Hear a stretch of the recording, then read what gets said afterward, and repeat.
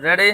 Transcription number Kailash Chandra 512 800 word B visual computer near Kiran institute Musallampur Haat Patna by M D Saddam. Mobile number 9507142555।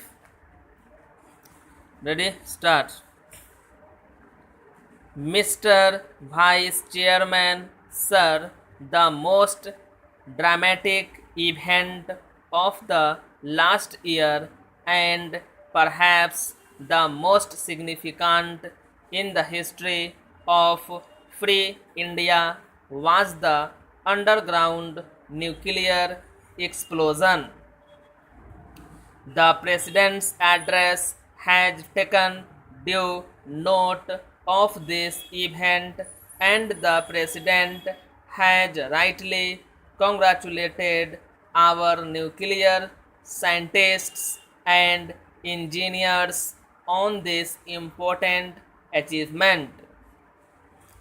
However, a serious omission in the President's address is that he made no mention of the hundreds of other scientists who are working in equally important fields such as agriculture and fisheries, particularly this year when agriculture has become the whole pivot of our national progress. I would have liked the President to have made at least a mention of those dedicated scientists and technologists who have been doing brilliant work for the development of our countryside.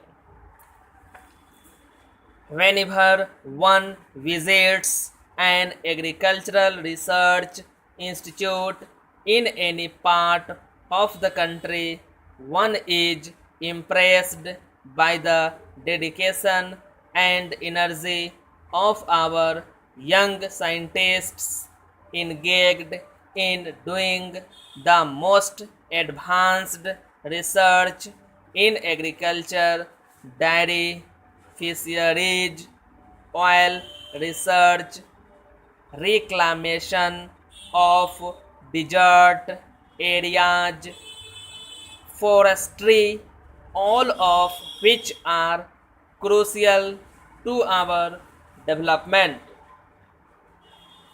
At the same time, one gathers the impression that there is a great deal of frustration in our scientists today on account of lack of encouragement and the poor conditions in which they often have to work.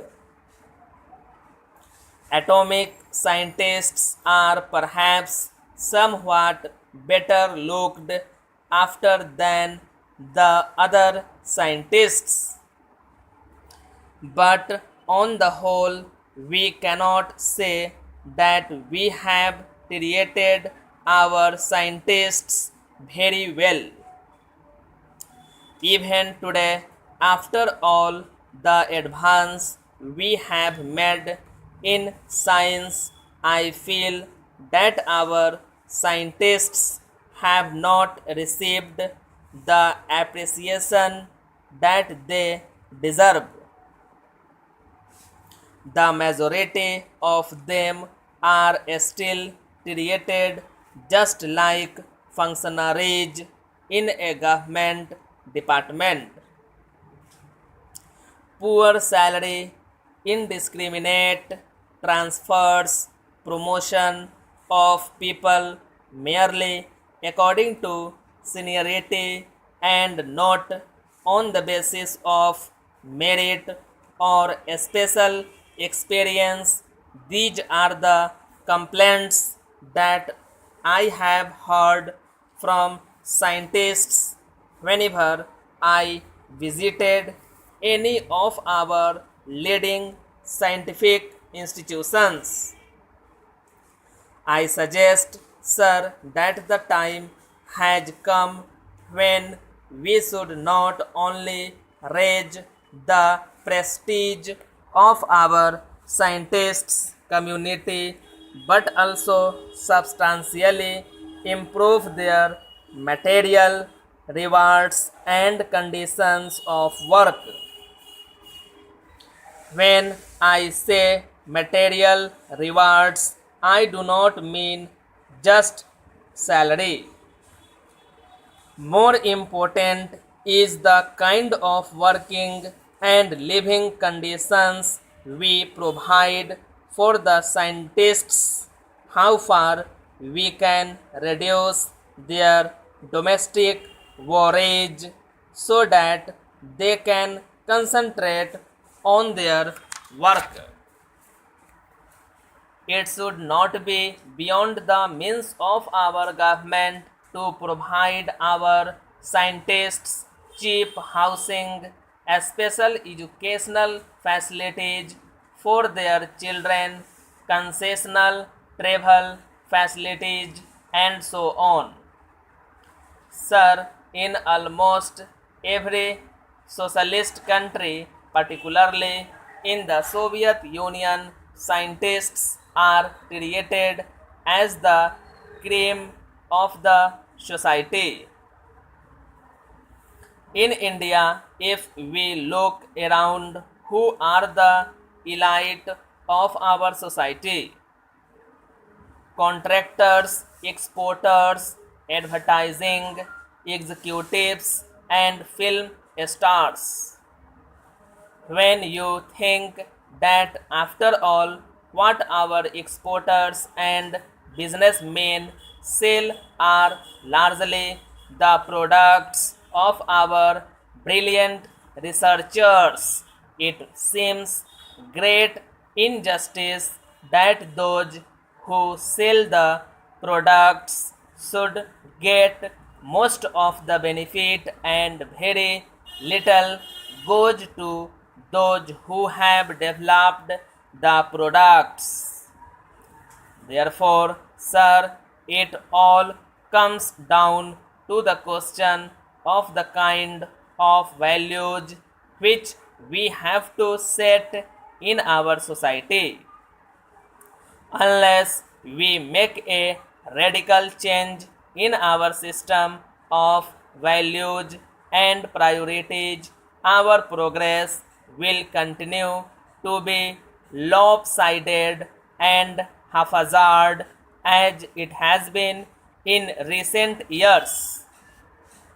It has become more evident now than ever that only through advanced science and technology we can improve the conditions of the vast masses of our people who live in the rural areas. While I do not deny that traditional occupations and cottage industries should continue to be an integral part of our rural life, we can at the same time transform the economy of our rural areas by bringing modern science into these regions. Rural electrification, medical care, schools, modern methods of agriculture, cheap housing, dairies, and fisheries. All these things can be brought to the rural areas if we make the best use of our scientists and if we organize our efforts in such a way as to spread scientific knowledge to the rural population and also provide them facilities to use this knowledge. Sir, much of the work of our agricultural scientists has not so far spread to the villages. Sir, it is disappointing to see that the President's speech is set in a conventional mold. Many of the new ideas that have been discussed in the last year have failed to get a mention. While the importance of fertilizers, power, steel, coal, and oil is mentioned, I do not see any reference to the use of solar energy, wind power, or gobar gas. I do not think, sir, the dignity of the presidential address would have been in any way impaired. चलिए transcription कीजिए।